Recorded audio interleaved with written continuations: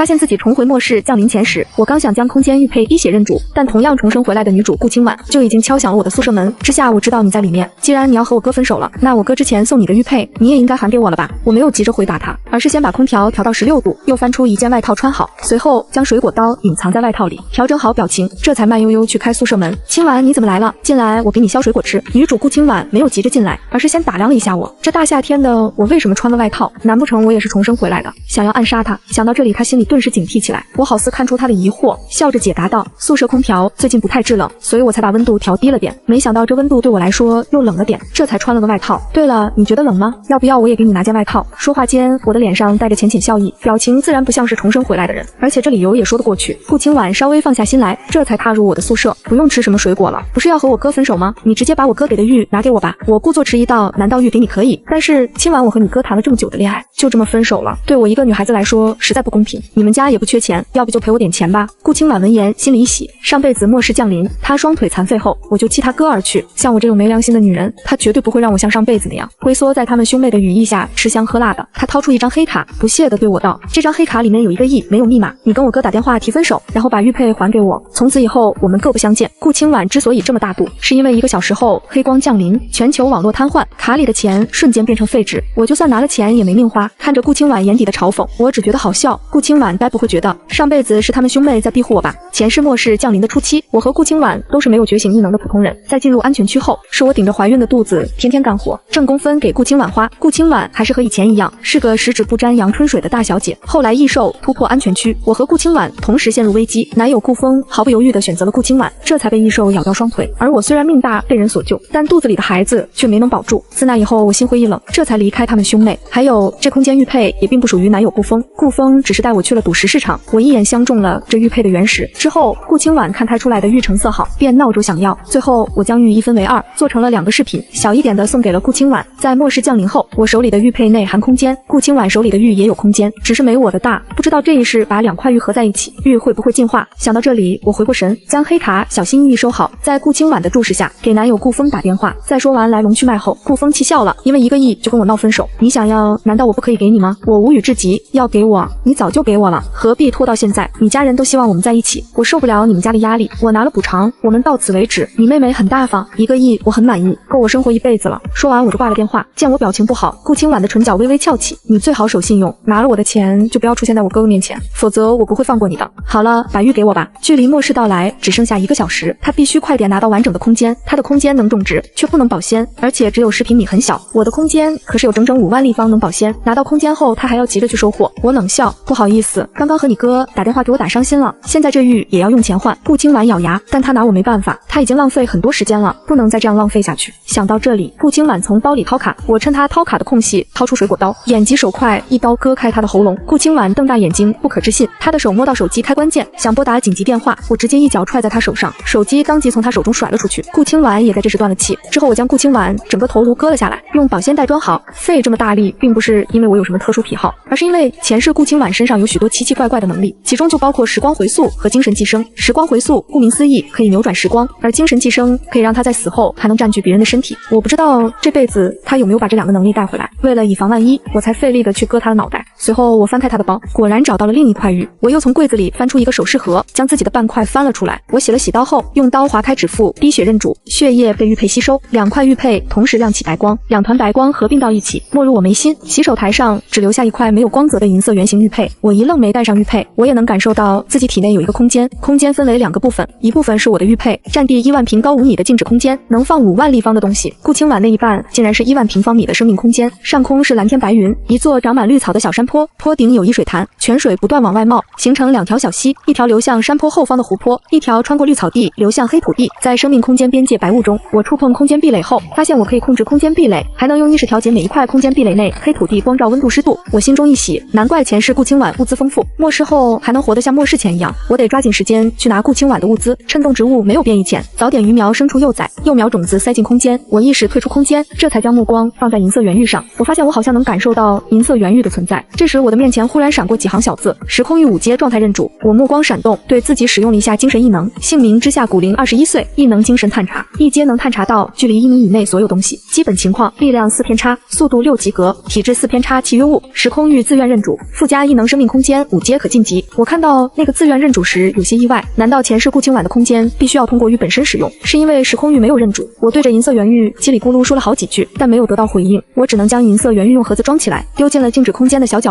我打开手机，现在是下午5点15分，距离末世只有45分钟，我得抓紧时间了。我把顾清婉尸体丢进空间，然后把宿舍里属于我的东西全部收进空间，戴上遮阳帽、口罩、墨镜，从顾清婉的包里翻出车钥匙，边走边用平板下载全国乃至各省地形图、国道图、公路图、农作物分布图、种子库所在地、全国加油站分布图、厂房分布图、千年古树分布图。很快走出了宿舍，我在停车场迅速找到顾清婉的车，我在车里翻了翻，翻到了好几串钥匙。顾清婉名下的商场，在我早上重生回来时就下令关闭，到现在应该已经清场了，就等着拿到我的空间玉佩去装东西。时间有限，我驱车去了距离自己最近的一家，等红绿灯的间隙写清单规划。我也不想等红绿灯，但是这个时间点路上人多车多，不然撞到人耽误的是我的时间。我抵达商场时距离末世只有20分钟，顺利进入商场后，我将门反锁。另一边顾风一直打不通顾清婉电话，他只好亲自开车前往海大。毫不知情的我在商场里拼命的收。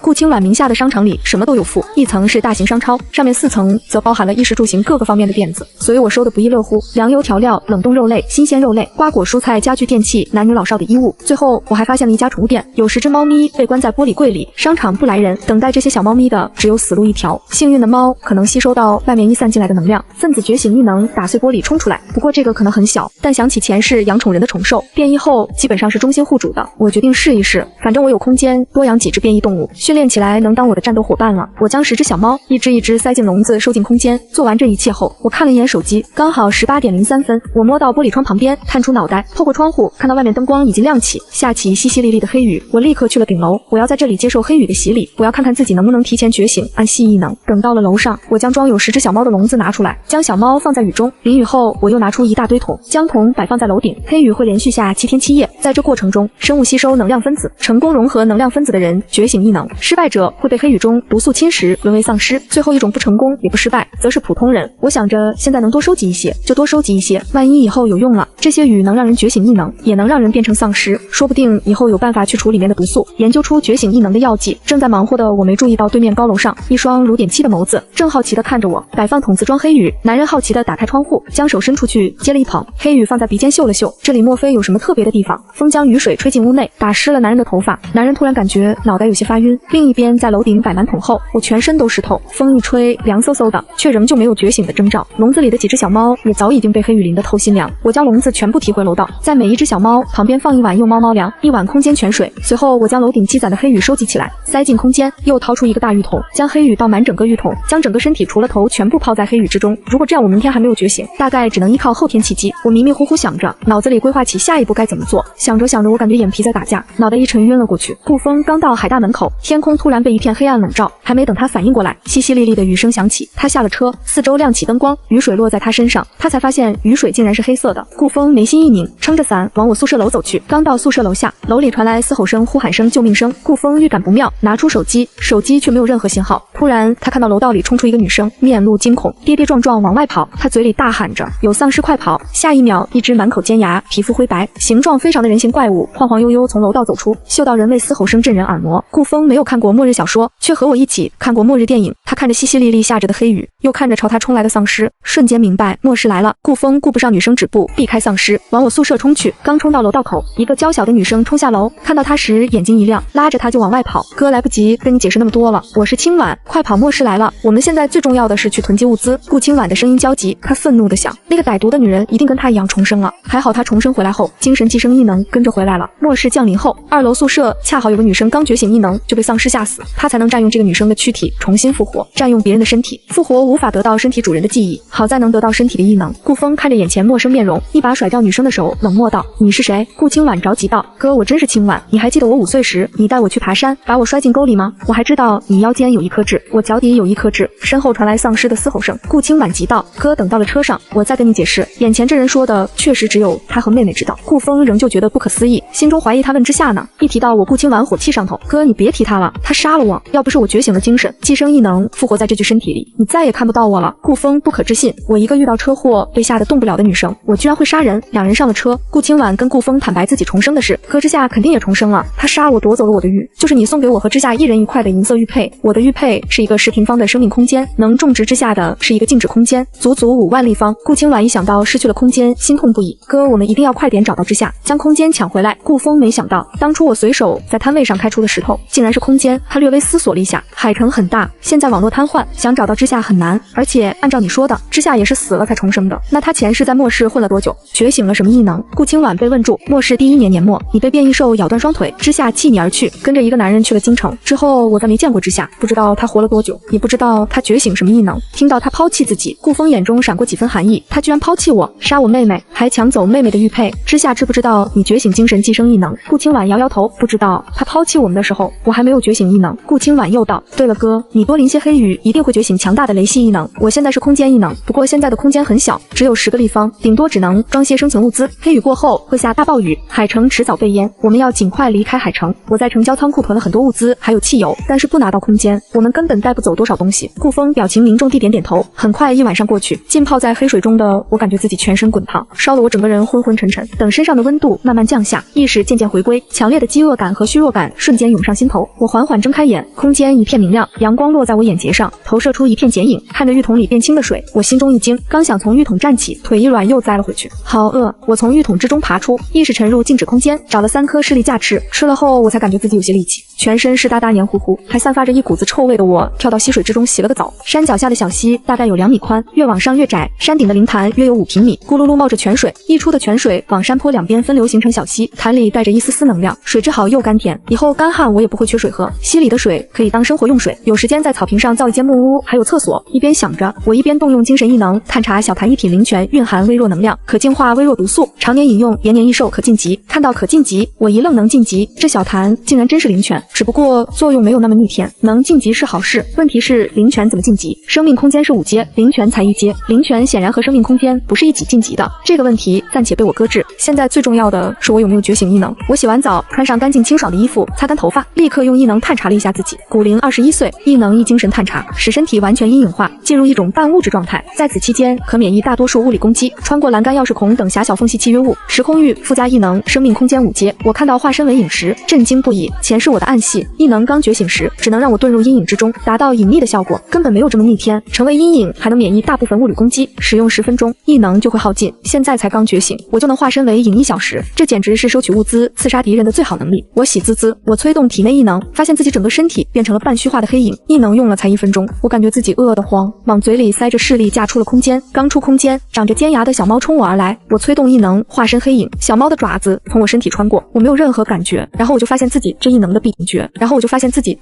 端，我变成了半虚体后无法攻击到别人，意识沉入空间，从空间找了把剔骨刀收起异能。等到丧尸小猫再冲过来时，我眼疾手快，一刀解决了丧尸小猫。杀了丧尸小猫后，我才发现四周明明一片漆黑，我却能一清二楚，难道是我的暗系异能带来的特殊能力？10个笼子里的小猫有5只变成丧尸猫。银狐缅因大力圈舔着爪子的猫，抬头看我时姿态高冷。小金渐层正将碗里最后一点猫粮清空。火焰布偶猫睁大一双薄荷蓝眸子，好奇地盯着我。最让我意外的是，蓝猫小折耳猫竟然也大了一圈，没有变成丧尸猫，成功变成变异兽。许是被我刚刚杀丧尸小猫吓到，这回正窝在笼子角落瑟瑟发抖。最后一只笼子空了，我先将4只没有变异的小猫收进空间，目光落在刚刚杀死的丧尸小猫身上。这只小猫一定觉醒特殊能力才能出笼子。我用刀砍开丧尸小猫的脑袋，没有找到晶核，只能作罢。剩下的5只丧尸小猫全部杀了，才走出楼道，化身为影。我也不知道自己在浴桶里睡了多久，放在楼顶接黑鱼的桶竟然全满了。我突发奇想，对黑鱼使用精神探查。黑鱼蕴含不明物质，一行简短的字让我忍不住皱眉。意识沉入静止空间，操控空间，凝聚空间壁垒，在角落里划分出了1000个立方，用来存放黑鱼。其他东西堆得太杂，我的空间被占了将近1半面积，东西堆得乱七八糟的。高5米的空间，很多地方上方都是空的。我打开手机，看着手机显示的日期，我才发现我睡了整整1天。现在已经是第2天晚上8点了，必须尽快行动起来。黑暗成了我最好的保护色。我一身黑衣，戴着头盔，骑着小电驴，穿梭在各个街道，无视追赶我嘶吼着的丧尸，无视搭讪我的人。电驴驴是我路边捡的，钥匙还没拔车，主人要么成丧尸，要么被丧尸啃了。末世来临，城市乱成一团，海城本就人口密集，车辆密集，开汽车容易堵，小电驴、自行车、滑板才是逃命首选。末世第2天，绝大部分丧尸的行动还没有成年人跑步快，基本上也没有晶核。现在杀丧尸对我来说纯粹浪费时间，能躲则躲，异能也要省着点用。按照计划，先后潜入五金店、刀具店、电动车店、药店。五金店收各种工具，刀具店收刀。末世后，一把武器很重要。我在刀具店找到好几把趁手的匕首，其中一把黑色匕首最合我心意。进入路边药店时，有人已经开始偷拿药品了。药店售货员变成丧尸倒在了地上，脖子流着黑色的血才末世。第2天，绝大部分人也意识到世界变了，聪明大胆的趁着混乱开始往家搬运物资，尤其是食物和药品，让原本就混乱的城市变得更加混乱。更多的人躲在家里，害怕淋到黑雨变成丧尸，被丧尸咬。我每次进店都会先将电源切断，我能夜视黑暗，也是我这个暗系异能者最好的保护。有人看到我偷偷切电源，当即想阻止，提着棍子攻击我，下一秒我整个人消失在黑暗中，吓得那人半死。末世第2天能觉醒异能的人很少很少。我穿着披着一身黑色雨衣，戴着口罩墨镜，他只看到了我的身形，没有看清我的脸。紧接着药店里的药品以一种极快的速度消失，我拿了东西就跑，趁着混乱收取需要的物资。我并不是路边所有店铺都进去，一是没有那么多时间，二是全收空了，空间没那么宽，还会断绝其他人的生路。我的空间能种地，以后也能产出。收了药品、工具、零食、衣物后，我去了码头。码头亮着灯光，黑暗中我看到一队穿着军绿色的人进入码头，我掉头就走。末世已经过了1天，国家早就反应过来，集结人手，先管控大批量物资，再去处理群众。黑雨过后是连续1个月的大暴雨，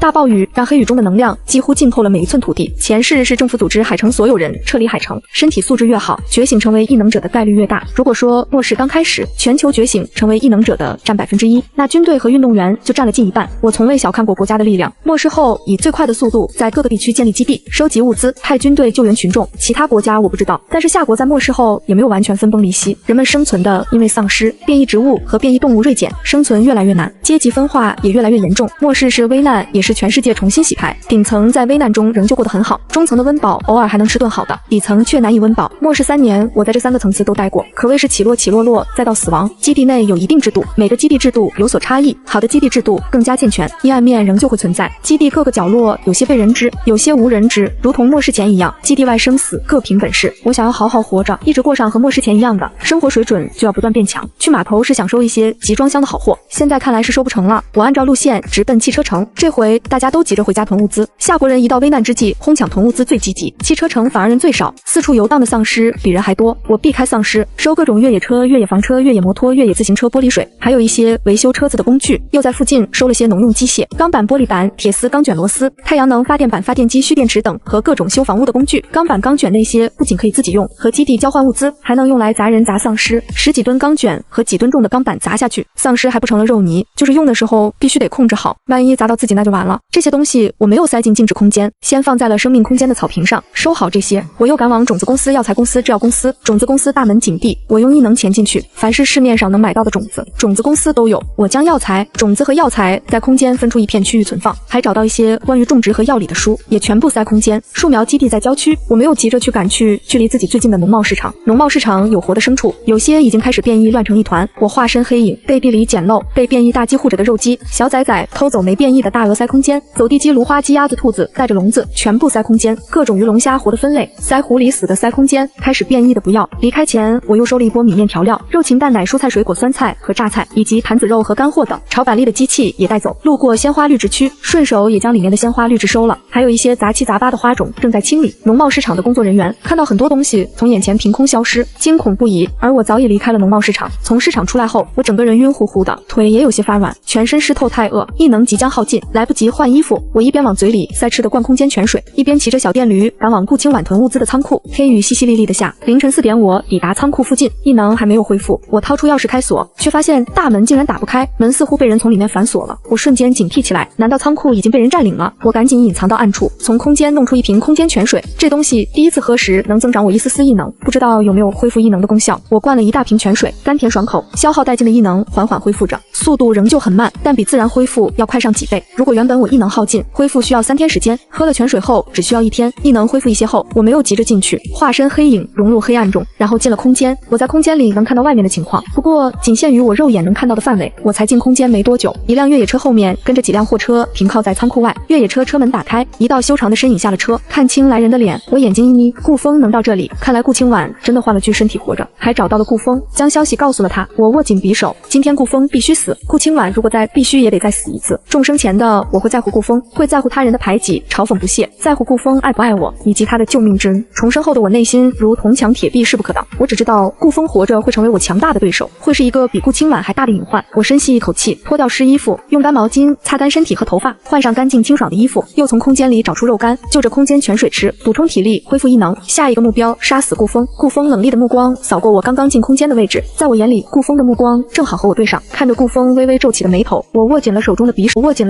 首，才漠视第二天竟然如此敏锐。他现在应该已经觉醒了雷系异能，雷系具备物理攻击和法术攻击，我也不知道自己能不能躲过。等到顾风成长起来，我很难杀他。前世顾风实力和男主不相上下，是女主除了男主外最强大的助力。顾风总感觉有什么东西在盯着自己，让他后背发凉。雨水打湿了衣服，寒意席卷而来。顾风又觉得是他想多了。我看着顾风走到仓库门口，先重重地敲了2下门，又连续敲了3下，最后敲了2下，如此反复3次，吱嘎声响起，大门一个穿着黑皮衣外套、身材娇小的女生打开。哥，你终于来了！顾清婉心中一喜。空间里我听到女生的话，唇角微勾。顾风迈步走进仓库，车上下来的几人也跟着进入了仓库，一共有7人。我认识其中4个顾风，2个保镖，助理林州秘书文之。我冰冷目光从戴着银色边框眼镜的林州脸上扫过，前世这4人都是顾风队伍里的人。比起2个保镖的瞧不起，暗中使绊子和文之的冷嘲热讽，林州和顾清婉合伙想要我命，甚至还将我推进丧尸堆里害我被咬。我运气也是好，没变成丧尸，不过也没觉醒异能。我被顾风赶出队伍。那天林州对我起了色心，带着那2个保镖想对我下手。或许同为女子文之看我可怜，发现后拦下了林州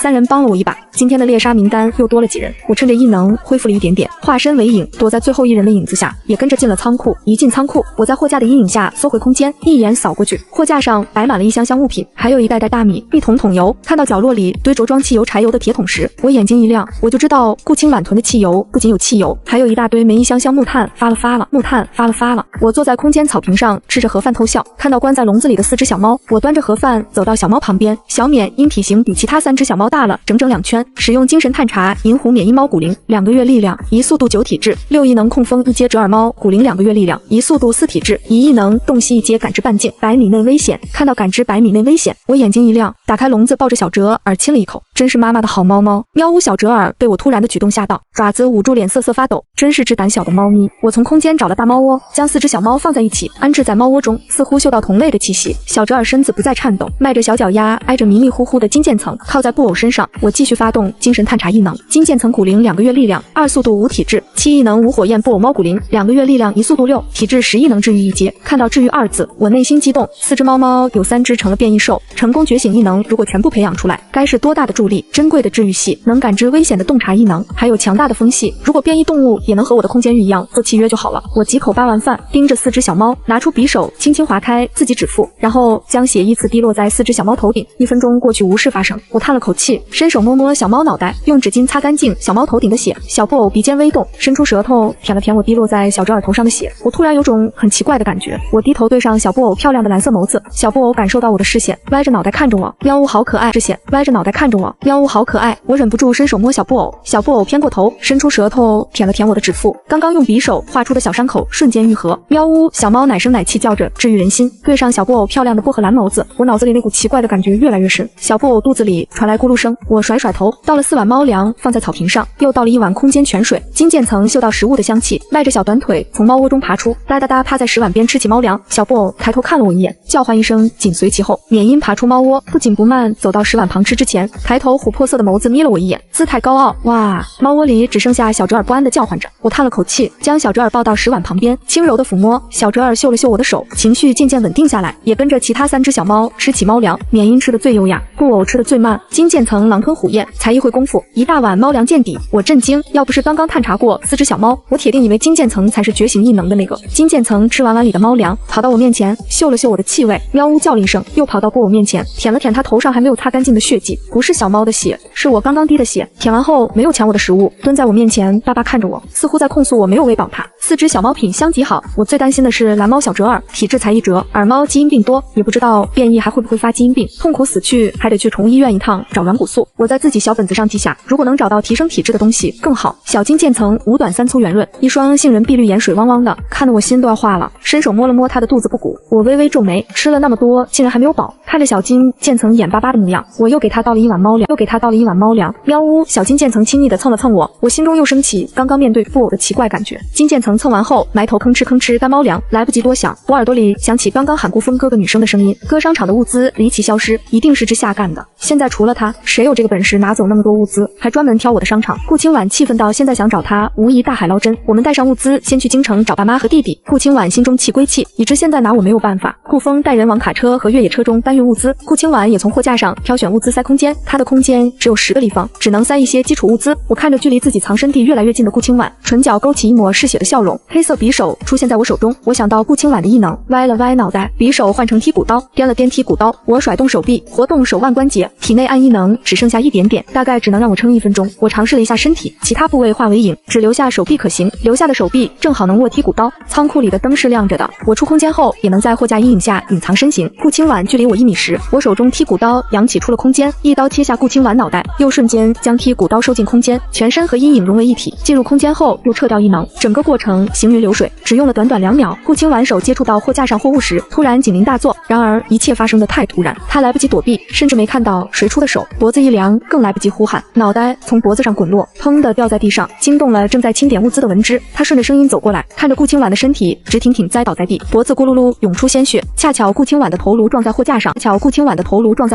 转了个方向，滚到他脚边。啊！文之发出刺耳尖叫，站在原地，身躯颤抖，动弹不得。所有人被他的声音吸引，外面的丧尸听到尖叫声也朝仓库靠拢。文之发生了什么？林州第一个赶到文之身边关心问。文之伸出手，颤颤巍巍指向顾清婉的尸体。林州瞳孔一缩，其他几人大惊失色。仓库还有其他人，所有人警惕起来，却没有人敢去查看顾清婉的尸体。尖叫声过后，仓库死一般的寂静，恐惧在几人心中蔓延，直到顾风从外面走了进来。他察觉到气氛不对，外面又传来丧尸的嘶吼声，立刻关上仓库大门。顾风出现，几人仿佛有了主心骨。更重要的是，死的人是顾风的妹妹。顾清婉闻之，哆嗦着身体走向顾风，声音带着恐惧：“总裁，你妹妹她死了。”顾风面色骤然一变，他越过几个货架，嗅到了浓郁的血腥味，看到了顾清婉的尸体，人手分离。清婉，顾风上前被林州拦下：“顾总，现在情况不明，我们还是小心为好。”顾风想到妹妹的异能，目光从身侧的文之扫过，随后打量起周围情况，除了货架外，都是一些装在箱子里的物资，箱子不大，根本塞不进一个人。顾总，我听到什么东西砸在地上的声音，立刻赶了过来，刚到就看见大小姐的身体直挺挺栽倒在地，然后头颅滚在了我的脚边，没有看到任何人影。文之情绪稳定了些，说起刚刚的场面，仍旧后怕不已。8人拿着强光手电筒，将附近能隐藏人的死角里里外外翻了一遍。1个小时过去，仓库里除了物资和他们，根本没有外人。空间里，我一刀切了顾清婉的头颅后，手被震得发麻。我活动了下手，花了好几分钟才在空间里找到磨刀石。有空必须得整理一下空间意识。磨刀石，有空必须得整理一下空间意识。找东西都要找好几分钟以后，东西再多一些，杂一些。危急时刻，我无法做到随取随用。我在空间里磨刀，顾风带着人在仓库四处转悠，试图寻找出杀死顾清婉的凶手。我将磨好的刀斧头匕首一字排开在草坪上。在我杀人磨刀的功夫，金渐层吃完自己猫粮后，似乎是见我不在，将小折耳挤开，抢了他剩下的猫粮。金渐层气势汹汹，小折耳不敢反抗，畏畏缩缩后退，跑到旁边的小布偶旁边吃着小布偶。碗里的小布偶性子温和，不仅没有驱赶可怜兮兮的小折耳，还舔了舔他粘在脸上的猫粮。然而金渐层吃完小折耳的猫粮，又跑去吃小布偶的小布偶，来者不拒，3只小猫一起吃一碗猫粮。金渐层吃得最快，一下子猫粮见底了，没有猫粮。小布偶伸了伸爪子，悠悠然跑到旁边喝水。小折耳跟着他，在小折耳眼里，小布偶最好看，身上总散发出一种让他安心又舒服的气息。金渐层似乎还没吃饱，又盯上了缅因的粮。缅因淡漠地瞥了金渐层一眼，比金渐层大2圈的体格，在金渐层眼里气势十足。金渐层犹豫了一下，还是冲到缅因的食碗前。喵呜，小缅因是只护食的，一声猫叫，一阵风将金渐层吹倒。金渐层重新爬起，又哒哒冲向缅因的食碗，又被缅因用风送走。如此往复，小缅因才刚刚觉醒异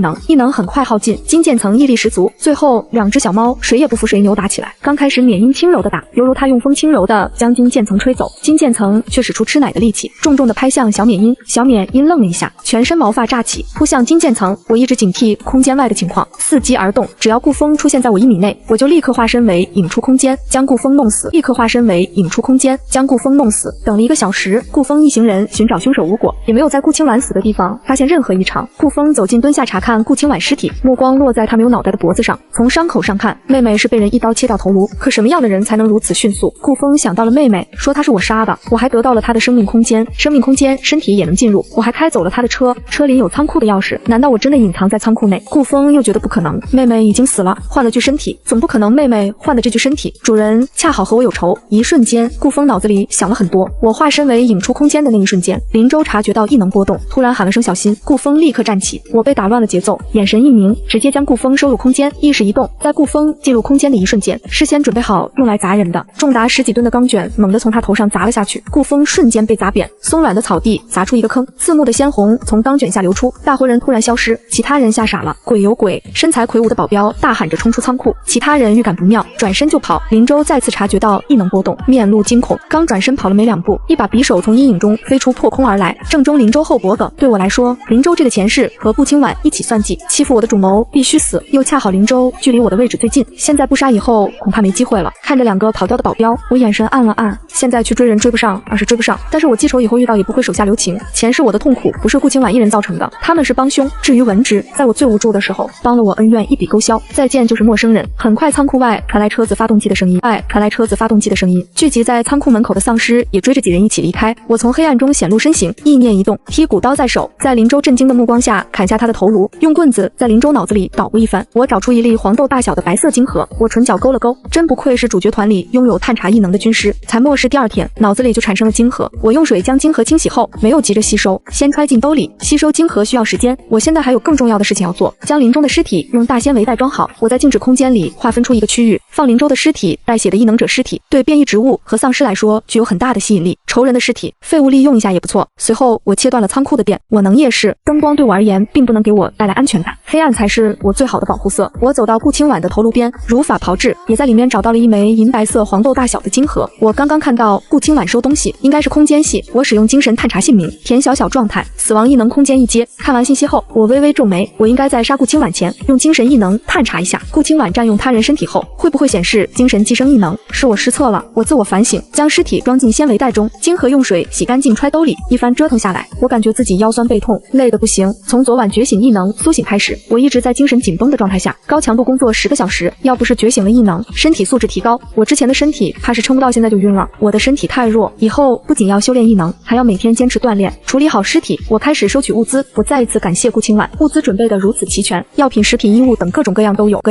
对我最重要的汽油足有几百桶，我数了下，一共码放了3层，一层100多桶，加起来近400桶，一桶是标准的200升，还有柴油也有200多桶。我特意规划出一块区域，用空间壁垒隔开，用来存放汽油、柴油，还有煤炭、木炭，还在仓库最边缘的角落找到300多桶桶装液化气，不拿来交换其他东西的话，这些够我用一辈子。不过末世越往后发展，团队越重要，我又将仓库里其他物资连带着货架一起收走，这样速度更快，一件件收。我需要距离货物1米内。顾清婉选的这个仓库很大，近1万平，想到旁边还有个冷冻仓库，我只能先将这些货堆在黑土地上。空间里的东西没有整理，乱七八糟，之前收商城时存放的物资，上方还有很多空地。收完物资后，我又将仓库的货架收了，打算等有时间好好整理一下静止空间的货物。整理规划好，应该能放下所有物资。收完后，我刚走出仓库大门，迎面碰到一只丧尸，意念一动，剔骨刀在手，一刀砍下丧尸的头颅。而在我砍丧尸时候，暗处一只丧尸猫速度飞快朝我扑过来，速度快到我完全没有反应过来，一口咬在我手上，尖锐的牙齿瞬间刺破衣服，咬进肉里。我暗叫不好，我这是遇到变异丧尸猫了，还是速度细的？身体化为黑影，穿过丧尸猫身体，在丧尸猫猛逼之中，一刀砍下丧尸头颅，忍着痛劈开丧尸猫脑袋，画出晶核，在下一只丧尸扑过来时，融入黑暗中，闪身进了空间。附近游荡的丧尸和丧尸动物失去目标，嘶吼着，又开始漫无目的的游荡。空间和外面是倒时差，此时正是黑夜。我脱下外套，走到猫窝旁，3只小猫窝在猫窝里睡觉，金渐层窝在食碗里。我一来耳朵动了动，迷迷糊糊睁开眼，从食碗里爬出来，如同杏仁般的碧绿色眼睛巴巴看着我，蹭了蹭我的脚，喵，我看的心都要化了。然后将手伸进猫窝，弄醒睡觉的小布偶，将小布偶抱在怀里，仔仔用异能帮妈妈治疗一下。小布偶被我弄醒也不生气，睁开眼看到我手腕上青黑的牙印，喵呜一声伸出舌头舔了舔我的伤口，伤口以肉眼可见的速度恢复，我顿时松了口气。异能者只要不是口服丧尸毒液，被丧尸咬伤后1个小时内及时处理，感染丧尸病毒的概率会降低到50%，1个小时内用治愈异能治愈。异能者几乎不会感染丧尸病毒，普通人仍旧有很大的感染风险，不过也有些倒霉蛋或者倒霉催的被毒系丧尸咬伤，还有就是因为吃了太多蕴含毒素的食物，体内毒素本就积累到一个临界值，再被咬伤会瞬间异化成丧尸。金渐层咬着我裤脚，满眼委屈。我亲了亲布偶，仔仔真好，喵呜。得到小布偶的回应，我总感觉小布偶能听懂我的话。我蹲下身，将脚边的金渐层也抱进怀里撸了撸，受伤后能得到及时治疗，还有猫撸，我顿时放松下来，坐在草地上摸摸小布偶、小金渐层，又摸摸猫窝里的蓝猫、小折耳和小缅因。小折耳嗅了嗅我的手，打个哈欠继续睡觉，似乎是熟悉了我身上的气味。这次我摸它，小家伙没有再害怕。缅因被我吵醒，看我的眼神有些控诉，仔仔们妈妈妈给你们取个名字，以后除了妈妈报外，不能给其他人报，知道吗？我决定以后要每天给我的崽崽们洗脑。金渐层眼巴巴看着我，喵呜。小布偶回应。缅因微微眯起眼，看着小折耳靠在缅因身边继续睡觉。我翻看了下，小布偶和小折耳是女孩子，缅因和金渐层是男孩子。小布偶是只火焰色蓝瞳猫咪，可可爱爱的像块焦糖布丁。我给它取名叫糖仔，我盯着它喊了几声，小布偶就学会回应我。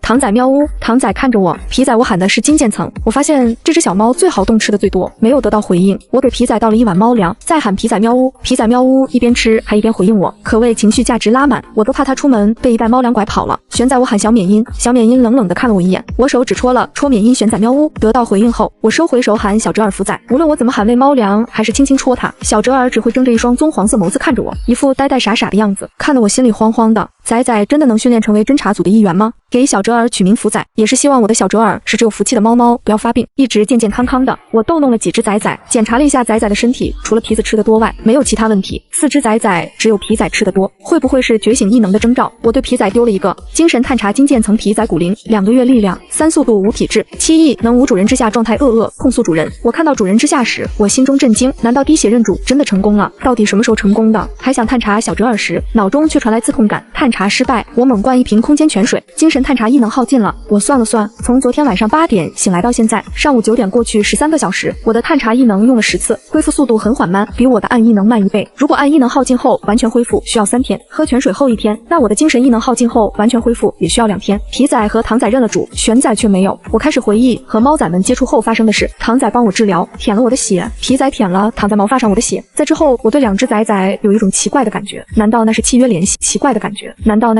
系？为了验证我取出收集到的3枚晶核，1枚空间系，1枚特殊系，1枚速度系，不同属性也能吸收，不过晶核里的能量会减半。我将晶核握在手里，静下心来吸收。半个小时后，我看着手心变成白色粉末的晶核，有些惊讶。前世我吸收1枚1阶的晶核需要1个小时，现在竟然只要10分钟。我1个小时已经算快的了，特别慢的吸收1枚要1-2天时间。吸收完的那枚空间系晶核后，我的生命空间多了10个平方，黑土地静止空间也多了10平方，加上高度多了50立方米储物空间。对我的空间来说，虽然杯水车薪，但是空间晶核极其难寻，每1枚空间系晶核对我来的都弥足珍贵。我这空间是附加异能挑晶核，不像我第暗异能吸收其他属性的晶核也能成长。2枚晶核下去，我感觉自己暗异能恢复了1/5，精神探查异能也恢复了一些。我活动了下4肢，总感觉自己哪里不一样了。对自己使用了精神探查，看到速度加了2点，我眼睛一亮。可不要小看2点速度，速度10是正常人类的极限，一旦打破10变成11，我的速度就能和刚刚觉醒速度异能的1阶速度异能者相媲美。异能所剩不多，我没有再浪费在小折耳身上，从空间找出防刺服穿好，头盔也要穿上。出了空间，我就是一个人在危险之中单打独斗，哪怕我眼观6路耳听8方，面对4面8方的危险，再谨慎防不胜防，万一遗漏或者遇到特殊能力的丧尸、变异动物和歹心之人偷袭，来不及躲避，遭罪的是我又往自己身上喷了大量香水，掩盖人味。出空间前突然想起顾风好像被我压死了，空间里我跑到钢卷处查看，顾风早已经被压得看不清人样，成了一滩肉泥。我还是不放心，使用了下精神探查顾风异能，雷系状态死亡，看到死亡状态雷系异能，我这才松了口气，意念将钢卷挪开，再用长柄铁夹子从肉泥中找出1枚紫色晶核，用水冲了冲揣进兜里，肉泥等我有时间再埋进土里，晶核可以给我补充异能。重新往自己身上喷了一遍香水，观察了下空间外，除了几只游荡的丧尸外，没有其他人。我化身为引出了空间，没有危险，异能要省着用，在黑暗中显露身形，四周没有亮灯，漆黑一片。靠着夜视，我成功找到冷库，杀了冷库外变成丧尸的工作人员后，成功溜进冷库。冷库还没有断电。顾清婉喜欢吃各种海鲜，冷库里三文鱼、鳕鱼、带鱼、鲳鱼、马鲛鱼、帝王蟹、超大龙虾、鲍鱼、完整的金枪鱼。我在冷库走了一圈，海鲜加上货架装海鲜的盆一起装了4000立方，加上其他禽肉冷冻食品，占了空间7000立方。顾清婉这是知道我的空间很大，在有限的时间里能多备一些就多备一些。我套了件雨衣，悉悉索索的声音引来了一只白眼丧尸。丧尸嗅到空气中难闻的味道，快步从我身边掠过，看得我有点无语。原来我身上的香水味浓到丧尸闻了也避之不及了吗？不过这只能针对1、2阶普通的丧尸，特殊的和更高阶的丧尸嗅觉更加灵敏，更加高阶的会进化出智商。我掏出平板，打开下载好的地图，看到地图上显示附近有一家服装加工厂，不到10公里，半个小时就能到。仍旧是头盔、雨衣加小电驴，就像一个在雨天逃命的人。雨水冲淡了我身上的香水味，几只丧尸冲向我，被我甩在身后。前方突然出现几只丧尸拦路，伸出尖锐的爪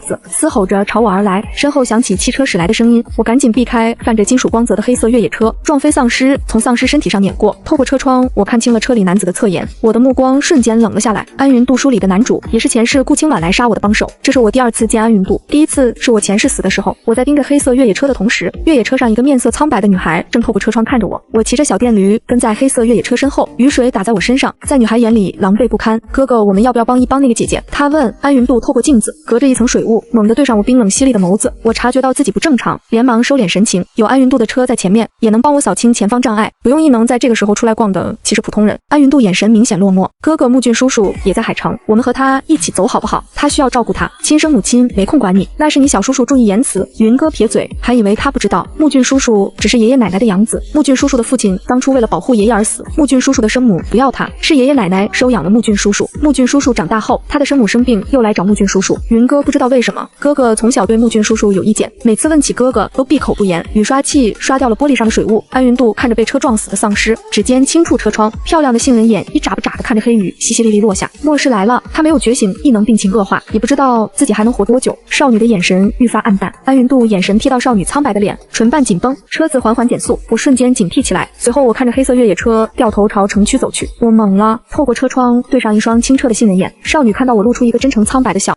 车子远去，我化身为影追了上去。我见过那个少女，和安云渡在一起，又在海市，难道是安云渡末世初期死去的妹妹安云哥？丧尸挡道，车子慢了下来，黑雨模糊了视线，一道黑影悄无声息溜进了越野车，冒着寒光的匕首凭空出现，划向安云渡喉咙时，他的脖颈散发金属光泽，挡下了致命一击。下一秒，另一把匕首狠狠刺入他的心脏，又狠狠拔出消失，整个过程短短1秒，让人反应不过来。安云渡猛地吐出一口鲜血，车内响起他妹妹安云哥惊恐的呼喊，哥哥，他什么也没看到，只听到利器刺入心脏的声音，瞬息间匕首消失，哥哥胸口出现一个血洞，诡异可怕。我想再次下手割掉安云渡头颅以除后患，安云哥身上突然亮起刺眼光芒，我看着浑身被金属覆盖的安云渡，察觉不妙，咻的一下钻入空间，躲在空间里静静地看着车里2人。我听到安云哥声嘶力竭的哭喊，冷眼看着安云渡在金属光泽散去后渐渐没了呼吸，用精神探查异能，探查了一下安云渡和安云哥，前者状态死亡，后者觉醒了异能，身上亮起一道白色保护罩，能将我的影子隔绝在外。雨水打在越野车的车窗上，丧尸的爪子挠着车窗，安云哥颤抖着身体启动车子逃离我的空间，在哪里进去出去就是哪里，不会跟随安云渡车子移动。我看着那辆越野车渐渐远去，心中对安云渡的仇恨散去。车子远去后，我出了空间，直奔服装厂。至于安云渡的妹妹独自一人在末世里能不能活下去，和我有什么关系？前世除了爱我的亲人外，有谁在乎过我能不能在残酷的末世活下去呢？末世就是这样残忍又冷血。我知道前世安云渡救过很多人，护过很多人，是国家最强异能者之一，可安云渡救的很多人中并不包括我，我只知道前世安云渡因为顾清婉将他推下18楼惨死，这一世我要他的命也是报仇而已。我成长起来也能保护很多人，这和他杀人并不冲突。我大概就是这样的人，自私残忍却又有一点善良，收物资时都不会想着空间能装多少收多少，而是装自己想要的需要的，要不然我生命空间高度不限，说不定真的能清空海城。我不想一旦清空所有物资，海城那么多人能活下多少？前世我是那些人中的一员，我不能因为自己有了伞把别人的伞给撕了。我记得书里安云渡有一个觉醒冰系异能的机遇，我吃了不一定觉醒异能，但是这种宝贝我想试试。我在小本本记上，服装厂很大，游荡的丧尸也多。我进入服装厂前，给自己全身喷满香水，收了一部分缝纫机械西装，那些没收卫衣、防晒服、休闲服、牛仔类、运动类、棉服、睡衣，乃至布匹和制作羽绒服的材料全收了。收完后，化身黑影进入空间。现在是中午12点，等到下午6点，末世第3天正式到来。我已经连续忙了16个小时，打算休息一下，晚上猎杀一波丧尸，看看能不能收集几枚金盒用来补充异能，再去闯牧场苗木基地和宠物医院、宠物食品加工厂。自从知道自己能契约变异兽后，我内心就有多养几只变异兽，训练成战斗伙伴的想法，尤其是狗子。想到这我愣了下，皮仔好像不是变异兽，那他是怎么被我契约的？我想不明白，干脆就不想了，弄出煤气罐，搭了个灶台，趁烧热水的时间拿盒牛肉盖饭，坐在草坪上吃，真香！好久没吃到酱牛肉了。皮仔嗅到饭菜的香气，从猫窝里爬出，冲我喵喵叫。我吃了1碗盒饭，还没有吃饱，摸了摸皮仔肚子，拿了个大海碗，倒了一大盆猫粮。皮仔似乎对猫粮失去了兴趣，去舔我放在旁边的饭盒，我将它拽了回来。皮仔是一只馋猫，又溜过去舔得干干净净，舔完后才乖乖去吃猫粮。我对皮仔使用了一下探查异能，发现皮仔的力量又增加了一点。皮仔这是觉醒力量异能的征兆。我给皮仔开了一个猫罐头，喵呜！皮仔尾巴扬起，叫声奶呼呼。呜，我摸了摸皮仔，又给其他几只仔仔的猫粮满上。我开始怀疑其他仔仔的粮都是皮仔吃完的。不厚此薄彼，一只仔仔开了个猫罐头，仔仔们以后只有主人给的食物才能吃，知道吗？我摸了摸几只猫仔，仔仔们，妈妈现在养你们，长大了要狩猎养妈妈，还要帮妈妈打怪，保护妈妈。我和几只仔仔增进感情。喵呜，皮仔吃完猫罐头后，凑到我面前，脑袋蹭了蹭，我眼睛却一眨不眨的盯着福仔的猫罐头。喵呜，我摸摸皮仔的头，又给了皮仔一个猫罐头。不是老母亲偏心，实在是皮仔太会争宠，不像玄仔老对我爱答不理的。皮仔吃着猫罐头，还跑过来舔了舔我的手，又迈着小短腿去吃猫罐头，奶声奶气叫着喵呜，听得我心都化了。我吃饱后，给笼子里的牲畜喂了食，又撒些鱼粮在壶里，随后在小溪边放了个浴桶，倒入热水，调好水温，舒舒服服泡了个热水澡，痛快感觉自己一身的疲惫瞬间消散。泡完热水澡，又找出大床铺上被子，调了4个小时的闹钟，躺在柔软的大床上，盖着暖和的被子，我激动的差点落下泪来。有能藏身的空间真好。不一会儿，我进入了梦乡。我刚睡着，玄仔鬼鬼祟祟摸到我床边，屁股后面还跟着一只傻里傻气的小折耳，想咬玄仔的尾巴，被玄仔用风轻轻吹走。玄仔轻轻松松跳上床，钻进我被窝。其实玄仔摸到我床边时，我早发现了这只小家伙，并没有感受到恶意，便随他去了。我沉沉入睡，玄仔趴在我床头窝着。皮仔吃完猫粮后，哒哒哒跑到我床边，身子太小，跳不上床，气的他又跑去将玄仔剩下的猫粮吃得一干二净。闹钟还没响，我眼睛唰地睁开，在我睁开眼睛的一瞬间，睡在我旁边的玄仔似乎感应到什么，立刻从床头跳下去，钻下床底，趁我不注意，偷偷摸摸回到猫窝。唐仔看了玄仔一眼，歪了歪头，似乎不理解玄仔的行为。我看到眼里拿出镜子，皮肤白皙透亮，眼睛很漂亮，如同黑琉璃般。我不自觉想起前不久和我对视的那双黑亮的杏仁眼，端向着自己的脸。我发现我的侧脸竟然和那个女孩有点像。前世哥哥死后，我被奶奶逐出家门，顾清婉当着顾风的面将我的脸划烂，不知道用什么毒。沈清林帮我治疗后，还是留下了纵横交错的疤。我火速吃了几个包子，穿上防刺服，戴上口罩和帽子。皮仔走到我脚边，杏仁碧绿眼巴巴看着我，喵呜喵呜叫。我拍了拍福仔屁股，将福仔喊醒。小家伙是警戒性质的异能，太安逸可不好。福仔伸了个懒腰，睁着圆溜溜的眼睛，呆呆地看着我。仔仔们，今天跟妈妈出征喵！皮仔配合的响应。玄仔和唐仔看着我，下一秒，4小只发现自己身处的地方瞬间变了，蓝天白云和香香的草地消失，微风的声音消失，耳朵里响起恐怖的嘶吼声。瞬间，福仔炸毛，发出不安的喵呜声。我将4小只放在高处，除了福仔瑟瑟发抖外，其他3小只更多的是好奇，嗅到我身上的活人气息。丧尸冲了过来。末世第3天，普通丧尸跑起来已经可比成人正常走路速度快一点点了。等到黑雨结束，普通丧尸也能像人一样快步奔跑。国家剿灭丧尸的行动还没完成，率先迎来了长达1个月的大暴雨。黑雨虽然一直在下，时大时小，最大也只能算中雨。我才能骑着小电驴穿梭，我手握剔骨刀，将4小只护在身后，冲上来一只一刀砍头。服装厂的丧尸有100多个，砍得我手发软。突然隔间一只男丧尸跳出来，双目泛红冲向我，速度极快。我刚想全身阴影化，一道青色锋刃擦着我发丝而过，将那只丧尸脖梗切断，瞬间人头落地。紧接着又一道锋刃越过他，准确无误，切断丧尸头颅。我转头银狐缅因蹲坐在缝纫台上，微微抬起头，半眯着眼，姿态高傲。我竟然在一只猫仔身上看到了睥睨群雄的王者气势。玄仔控制锋刃很准，每次都准确无误切下丧尸的脑袋，帮我分担了不少压力。玄仔你真是太棒了，简直妈妈最棒的仔仔。妈妈今天奖励你一个猫罐头。一听到猫罐头，皮仔瞬间兴奋了，嗷呜一声，一个冲刺冲向我，看着他从缝纫台上跌落，喵喵叫冲向距离他最近的丧尸。玄仔逆视皮仔眼中闪过不屑，我脚步一转，靠近皮仔，将其收进空间。皮仔还没觉醒异能，今天主要是想趁这个机会让4只仔仔熟悉一下环境。第一次4只仔仔除了福仔都不害怕，我已经很满意了。最让我意外的是，玄仔有一只火系丧尸，对我吐火球时被玄仔的风吹了回去，吹过去的火球点燃了丧尸身上的衣服。我上前一刀，结果丧尸唐仔突然从缝纫机上跳下，动作轻盈，伸出爪子按在倒地的一只丧尸手腕上，爪子散发白光，丧尸手腕上的伤口缓缓愈合。哇，唐仔这些是我们的敌人，我们不能救他的。喵呜，唐仔漂亮的薄荷蓝眸子看着我，眼神懵懂，似乎不明白为什么不救他们都受伤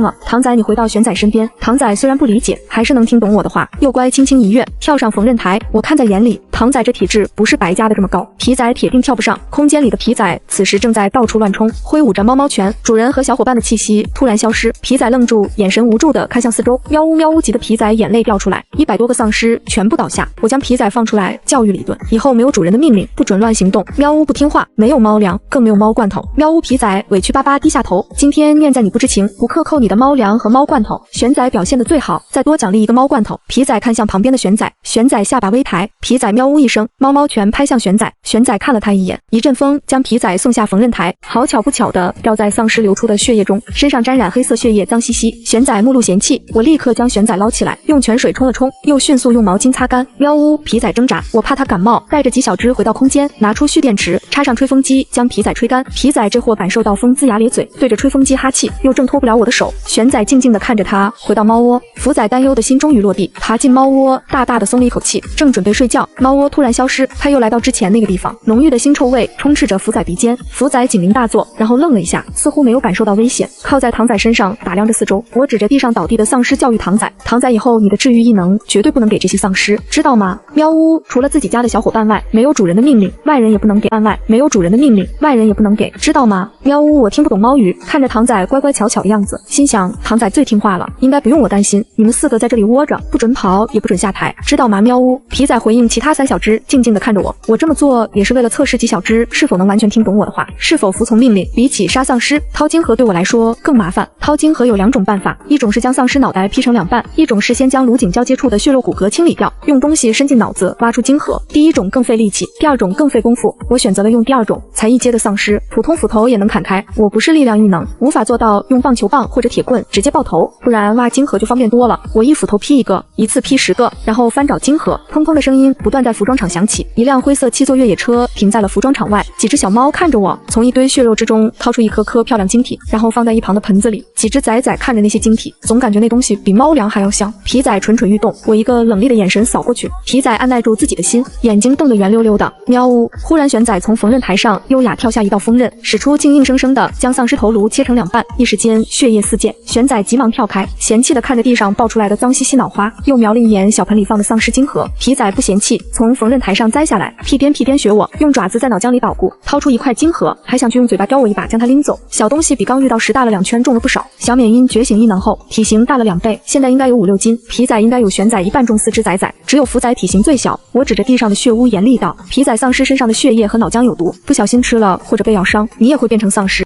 变成丧尸后，主人会像之前杀丧尸小猫一样把你杀掉，那样你就再也吃不到猫粮猫罐头了。我用水将皮仔冲了一遍，冲干净后，服装厂还有电，又用吹风机给它吹干毛。喵呜！我训斥皮仔弄得脏兮兮的，再去舔毛看不毒死你。我可没忘记，皮仔认主是舔了躺在毛毛上我的血迹。喵呜！皮仔对着吹风机哈气，我给了皮仔1巴掌，孩子该打就得打。皮仔委屈我凶巴巴的，听到了吗？喵呜！皮仔低着头，我教训皮仔时，玄仔勤勤恳恳帮我切丧尸头颅，直到异能耗尽才跳上缝纫台。福仔看到皮仔被打，吓得打了个哆嗦，紧紧挨着唐仔。唐仔好奇地看着。处理完皮仔后，我继续劈剩下的丧尸头颅。突然，福仔发出警惕性的嘶嘶声，满地无头尸体中四处都是劈开的头颅，丧尸血和脑浆飞溅。我白皙的脸上沾染几丝黑色血迹，几缕发丝垂落额前，骨相精致，戴着手套，手持斧头，冷厉的目光扫过来时，吓得许向阳和周易2人浑身一僵。沈清林推着温月越过许向阳和周易2人，跨越层层叠叠的尸体。温月的目光和我对上之一眼，温月觉得我美得危险，像带毒的幽兰。沈清林盯着我的脸，有一种熟悉感，似乎又觉得完全不一样。身后的周易突然震惊出声：知夏！我看着他被绳子绑住手，试探性道：周易，你真是知夏？周易不可置信看了一眼满地的丧尸，又看了一眼提着斧头劈丧尸头颅的我，记忆里温柔柔弱的邻居妹妹变得如此凶猛。我大学到底读的啥？末世才过去2天，不是2年吧？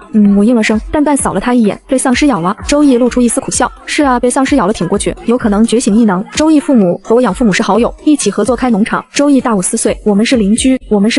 养父母死后，是周叔叔帮我保住了父母遗产，才没有被其他亲戚夺走。我没有选择继承父母的农场股份，将股份卖给了周叔叔。养父母去世前1年，我和周家还有来往。后来我的心思渐渐落在顾风身上，本来想撮合我和周易的周母，知道我有男朋友后也放弃。我和周易关系越来越疏远，不过我会时不时寄些海产品给周叔叔、周婶婶。周叔叔、周婶婶偶尔也会寄一些家乡的特产给我，关心我，邀请我去玩。我没有回京城，一回去但凡被熟人看到，又要应付一群不熟悉的亲戚。我记得好像周婶婶跟我提起过，周易是新城农大研究生，还谈了个女朋友，跟他是同一个专业的。真的吗？周易眼里亮起一抹希冀。我点头继续劈丧尸头颅。周易看着满地的丧尸，心想：难道我是被丧尸咬伤后觉醒了异能，然后把这里的丧尸全杀了？我点了点头，继续干自己的事。我和我朋友能在这里休息一下吗？这里是我清理出来的，他们要留下得征求我的同意。随你。我声音冷淡，这里有退烧药，要给周易发烧，可以吃退烧药，谢谢。不过我不能拿你的，我们自己有药。周易将药给许向阳，许向阳将药还给了我。他看我有些害怕，将药放在了距离我很近的缝纫台上，周易感觉自己身体已经开始发烫，意识也有些模糊，还真如我所说发烧了，我去车里拿药。许向阳说着往外跑，周易拉住他走向厂房，距离我很远的一个角落，咬着牙道：先将我捆在柱子上再去，如果我变成了丧尸，不要犹豫，立刻把我杀了。许向阳红了眼，1个小时前他才刚刚杀了赵括，周易、赵括和温月都是他最好的朋友。许向阳没有回话，将周易捆在柱子上，出了服装厂，搬了不少东西放在周易旁边，拿出退烧药和矿泉水喂周易喝，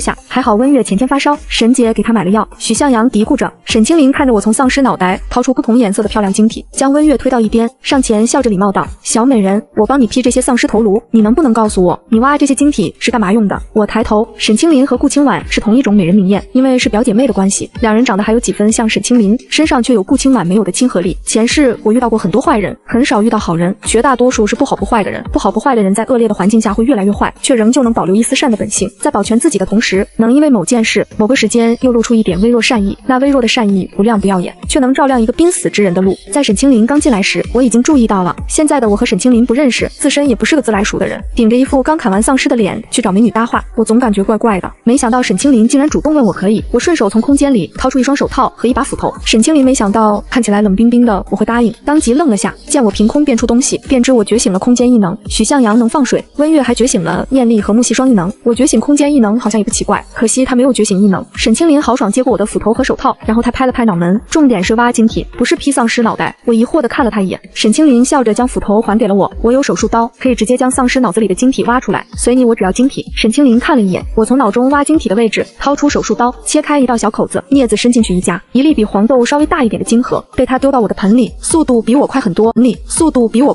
我愣住，我怎么没想到去医院收一些手术刀和医疗设备？沈清林不仅觉醒了治愈异能，他还是医学博士去世的爷爷，更是有名的老中医。前世沈清林的堂哥沈清旭是顾清婉身边最厉害的医学研究员。末世第3年末，沈清旭研究出了抗丧尸病毒药剂，将被丧尸咬伤异化成丧尸的概率降低到了1%。沈清林加了几次没有加出晶体，面露疑惑，心想难道是失手这么多次？我的声音响起，丧尸脑子里的晶核能提升异能者异能，有些丧尸脑子里没有，有些有。原来如此，难怪有些丧尸脑子他加不出晶核。那有没有可能让普通人觉醒异能？异能啊，他好想要最好来一个战斗力超强的。我摇头，我不知道。放下斧头，清洗丧尸晶核。沈清林见此不再多话，继续帮我挖丧尸。他的速度很快，几十个丧尸头颅10几分钟挖完，看得我羡慕不已，真想将沈清林拉入队伍。一抬头，对上一双清澈的狗狗眼，唇角微微带笑，如沐春风。我目光落在他身下的轮椅上，瘸子温月气恼，我不是瘸子，是伤了腿。我目光了然，看来这就是沈清林，那末世前被舍友养的猪撞断腿的表弟温月。因为温月腿不好，大雨又加上变异兽袭击，温月为了不连累沈清林，将他推开让他跑，而温月死在了变异兽口中。他死后，沈清林觉醒了治愈异能。前世沈清林每次跟我提起温月时都在后悔，他说如果他早一点觉醒治愈异能，治好温月的腿，温月就不会死。温月被我的目光看得一愣一愣的那种目光，就好像我知道他腿是怎么伤的一样。温月暗自摇头，一定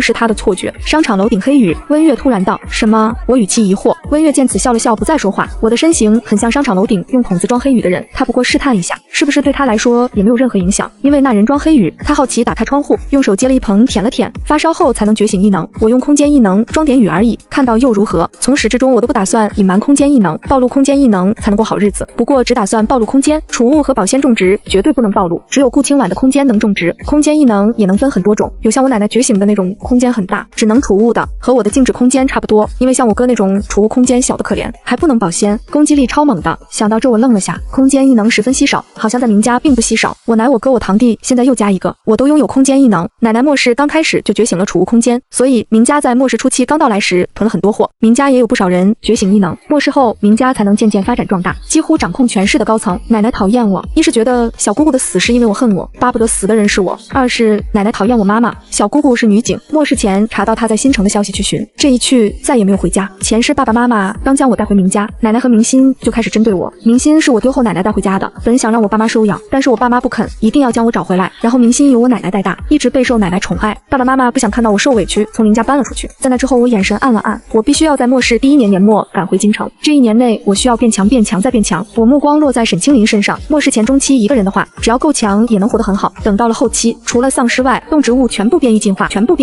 一个人外出做任务很危险，一不小心一棵不起眼的草就能要人命。重生后我有想过建立属于自己的精英小队，自己当队长，和我的性格让我去杀人完全没有任何问题，让我去花时间精力去交涉，增进维护队员之间的感情，我自自认为我不擅长，自从知道自己觉醒暗异能，何能契约变异兽，我组建小队的想法又淡了下来。我能驯养变异兽，伪装成御兽异能者，变异兽就是我的战斗伙伴。看到沈清林时，我组建精英小队的念头又浮现。人和变异兽终究是不一样的，我要去找家人，我不可能脱离人的范畴去活着，我需要强大的实力，强大的变异兽用不完的物资，还需要强大忠心的队友帮我解决后顾之忧，这样我就有更多的时间变强。沈清林见我一直盯着他看，大方一笑，你好，我叫沈清林。我笑了笑，笑容很淡，身上的冰冷褪去。沈清林在我身上看到了另外一个人的影子，我是之夏，你真漂亮，身上有种特殊的气质，长得很像我认识的一个阿姨，要不是距离京城太远，我一定介绍你们认识。沈清林盯着我的脸看了足足3秒，他其实还想问我父母在不在世，今年多大，不过才第一次见面，他也不太好问人家隐私。周易跟我认识，等下他问问，万一我真是明州丢失的妹妹呢？我轻轻嗯了声，我知道沈清林说的是谁，我妈妈穆锦，这是我表弟温月，他大学学啥不好，非要去学农学，吃了自己种的菜，差点把自己毒死，还没等来救护车，又倒霉催的被室友养的猪撞断腿。沈清林哈哈大笑，温月一脸幽怨的看着沈清林。许向阳听到后轻轻咳了一声，以掩饰自己的尴尬。你的尴尬就是他养的猪没看好，撞断了温月的腿。我也跟着沈清林笑起来，笑完后瞥了倒霉催的温月一眼，发现他耳朵尖微红，清澈的狗狗眼直勾勾的盯着他，眼里满是对沈清林的控诉。他不要面子吗？那是意外，气氛被沈清林一闹，倒是没有刚开始那么僵硬了。我数了数金核，一共53颗，将近一半的概率出金核，运气不错。这几天再多搞一些全部吸收，争取在黑雨结束将暗异能升级到2阶之下。这几只小猫仔也是你的吗？沈清林目光落在我身后缝纫台上的4只小猫仔身上，玄仔舔了舔爪子，目光警惕地看着沈清林。我应声除了那枚火系金核和速度系金核，其他全是无属性金核。无属性的金核虽然蕴含的能量少了些，却更适合我。把火系金核另外放个小桶收起来，其他的放在一个桶里塞进空间，手上握着1枚，用来吸收补充异能。10分钟我能吸收1枚53枚，最多只需要9个小时。玄仔今天表现的最棒，这10枚金核是你的。我将10枚金核放在猫仔旁边，瞄几只猫仔，虽然不知道金核是什么东西，但是动物的直觉比人类要更加灵敏。皮仔想冲上去抢，被玄仔一阵风吹飞，我怕他滚进丧尸血中，连忙接住他。玄仔拿到金核后看了我一眼，见唐仔和福仔眼巴巴的看着，给2只小家伙一兽分了2枚。喵呜喵呜喵呜，我听不懂几小指在说什么，但是能感受到2小只爪子按住金核后，看玄仔的眼神满是崇拜，按住金核后，看玄仔的眼神满是崇拜。皮仔从我怀里挣脱，跳到缝纫台上，我以为2只小猫会打起来，玄仔逆视皮仔一眼，喵呜一声，竟然也给皮仔分了1枚。皮仔眼睛瞪得很大，目露震惊，喵呜。玄仔微微颔首，我觉得玄仔有当老大的风范，嘴角不自觉露出一丝笑意，又给了玄仔3枚，这是奖励给玄仔，维护了团队的友谊。皮仔看着自己脚边的1枚，又看着玄仔脚边的3枚，瞳孔地震。玄仔逆视他一眼，我继续道，皮仔你连异能都没觉醒，要金核现在也没用，有一半的丧尸都是玄仔杀的，这些金核玄仔该得喵呜。皮仔委屈巴巴，等以后皮仔觉醒了异能杀的丧尸，金核有一半能归自己。喵呜。唐仔眼巴巴的看着我，他不能像玄仔一样哗哗几下就能杀死那些怪物，他的异能用的越多，怪物身上的伤好的越快。唐仔治疗1次轻度伤，奖励1枚金核，中度5枚，重度10枚，非常重的20枚。我拿出2枚放在唐仔脚边，这是主人感谢唐仔前2次帮主人疗伤。喵呜。唐仔尾巴高高竖起，能帮到主人很开心。我忍不住摸摸唐仔的头，一把揪起福仔的后脖梗。福仔现在也不怕我了，棕黄色的眸子呆呆地看着我，我看着他呆呆傻傻的样子，叹了一口气，又将他放下。沈清林看着我训几只猫仔，一脸震惊，他们能听懂吗？玄仔抬眸扫了沈清林一眼，继续舔爪子，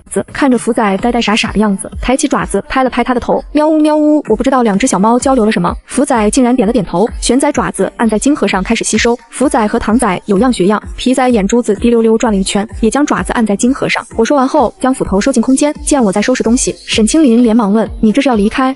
突然周易嘶吼一声，吓了众人一跳。我顺着声音看过去，只见周易面色涨红，青筋暴起，他感觉自己浑身发烫，像是被火烧一样，意识仿佛被黑暗吞噬。周易狠狠咬了咬舌头，刺痛感让他恢复意识。他想到了我的话，一定要撑过去，他还要回家，回去找爸妈，去找楠楠。许是毅力发挥作用，周易感觉自己身体的温度慢慢回归正常，浓烈的饥饿感涌上心头。周易缓缓睁开眼，对上几人担忧的眼神。我抱着一个盒子，盒子里看出几个毛茸茸的脑袋。一哥，你现在觉得怎么样？许向阳问。他应该觉醒了异能，可以感受一下。我出言提醒，许向阳连忙帮他解开绳子。周易伸手一堆土出现在手心，土系异能。周易哈哈大笑，我觉醒异能了，我没有变成丧尸，我真的觉醒异能了。沈清林笑了笑，你们仨真不愧是学农学的。温月念力加木系，许向阳水系，周易又来个土系，真是绝佳的种地人。旋即他又叹了口气。